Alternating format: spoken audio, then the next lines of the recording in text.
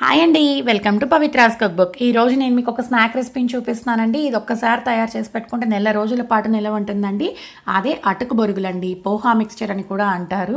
ఇది చాలా ఈజీగా తయారు చేసేసుకోవచ్చు. ఇప్పుడు ప్రాసెస్లోకి వెళ్ళిపోదాం. ముందుగా ఆయిల్ని బాగా వేడి చేసుకొని పెట్టుకోవాలి. ఇప్పుడు ఆ ఆయిల్లోకి 1 కప్పు పితికి పప్పుని యాడ్ చేసుకోవాలి. అనపకాయల్లో ఉండే పప్పు అండి. ఒకవేళ మీ దగ్గర ఆ పప్పు లేకపోతే స్కిప్ చేసేయచ్చు. వాటికి బదులుగా కావాలనుకుంటే జీడిపప్పుల్ని యాడ్ చేసుకొని ఫ్రై చేసుకోవాలి. ఇవి మీడియం ఫ్లేమ్లోనే ఫ్రై చేసుకోవాలండి. మనం యాడ్ చేస్తున్నట్టు నురగగా వస్తుందండి. ఆ నురగ మొత్తం డిజాల్వ్ అయిపోయి మనకి పప్పు మొత్తం ఆయిల్ పైకి తేలుతాయండి.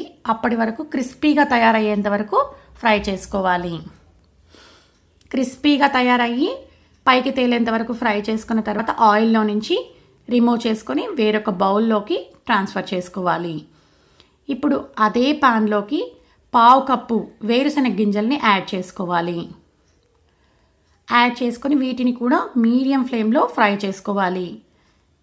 ఇవి మనకి బాగా ఎర్రగా వేగేంత వరకు ఫ్రై చేసుకోవాలి. ఇవి ఇలా బాగా ఫ్రై అయిన తర్వాత వీటిని కూడా ఆయిల్లో నుంచి రిమూవ్ చేసేసుకోవాలి.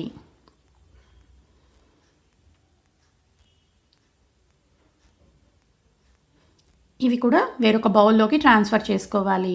ఇప్పుడు అదే ప్యాన్లోకి 1/4 కప్పు శనగపప్పుని యాడ్ చేసుకోవాలి. పుట్నాల పప్పు అండి. ఈ పుట్నాల పప్పు ఎక్కువసేపు వేయించాల్సిన అవసరం లేదండి.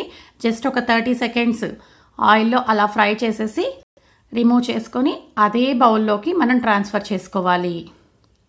ఇప్పుడు కొద్దిగా కరివేపాకుని యాడ్ చేసుకోవాలి. కరివేపాకు బాగా చిటపటలాడిన తర్వాత రిమూవ్ చేసేసుకోవాలి.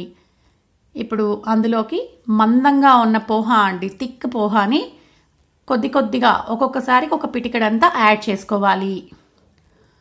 ఒక 20 to 30 సెకండ్స్ బాగా ఫ్రై చేసుకోవాలి. చూసారు కదండి, ఇవి మనకు బాగా పొంగాయి. ఇలా పొంగిన వెంటనే మనం ఆయిల్లో నుంచి రిమూవ్ చేసుకొని ట్రాన్స్ఫర్ చేసుకోవాలి. ఇదే ప్రాసెస్లో మొత్తం పోహాని ఫ్రై చేసుకొని పెట్టుకోవాలి. అన్నీ కూడా మనం ఒకే బౌల్లోకి యాడ్ చేసుకొని పెట్టుకున్నామండి.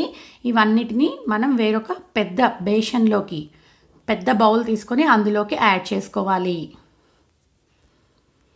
ఈ పోహా అనేది చాలా ఫాస్ట్గా ఫ్రై అయిపోతుందండి. కాబట్టి ఫాస్ట్గా మనం ఆయిల్లో నుంచి రిమూవ్ చేసేసుకోవాలి.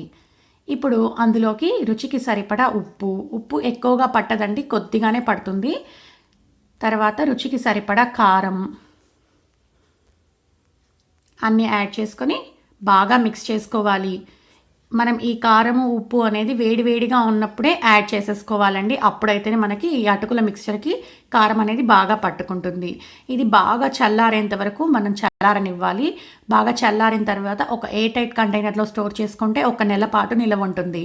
ఇంకెందుకు ఆలస్యం, తప్పకుండా మీరు కూడా ట్రై చేయండి. మీకు కనుక నచ్చినట్లయితే లైక్ చేసి షేర్ చేయండి. Thanks for watching. Please subscribe to our channel.